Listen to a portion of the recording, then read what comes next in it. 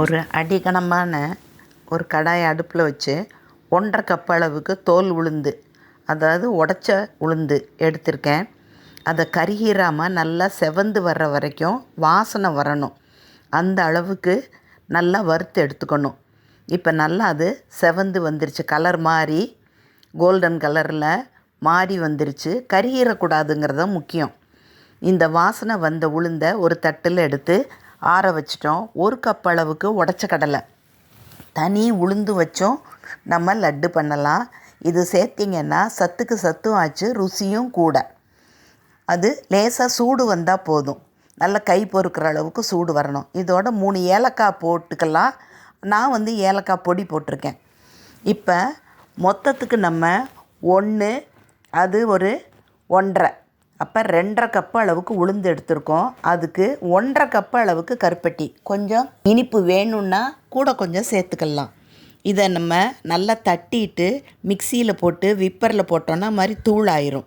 அந்த மாதிரி எடுத்து வச்சுக்கிட்டோம்.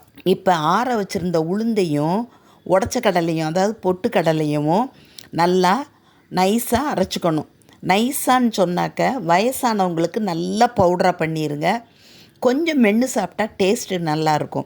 பல் இருக்கிறவங்களுக்கு அந்த மாதிரி கொடுக்கலாம். நம்ம அரைச்சி வச்சுருந்த கருப்பட்டியில் பாதியை சேர்த்து நல்லா பொடி பண்ணிக்கிட்டோம். அதாவது பாம்பே ரவையில் நல்லா பொடி ரவை இருக்கும் இல்லையா, அந்த அளவுக்கு பண்ணிக்கலாம். அதாவது உங்களுக்கு வேணுங்கிற அளவுக்கு நைஸ் ஆக்கிக்கோங்க. இப்போ எல்லாத்தையும் ஒன்று சேர்த்து கலந்துட்டோம். உடைச்ச கடலை, உளுந்து, கருப்பட்டி, ஏலக்காய் எல்லாத்தையும் ஒன்றா கலந்து எடுத்துட்டோம். இதை நல்லெண்ணெய் 3/4 கப் அளவுக்கு எடுத்துக்கலாம்.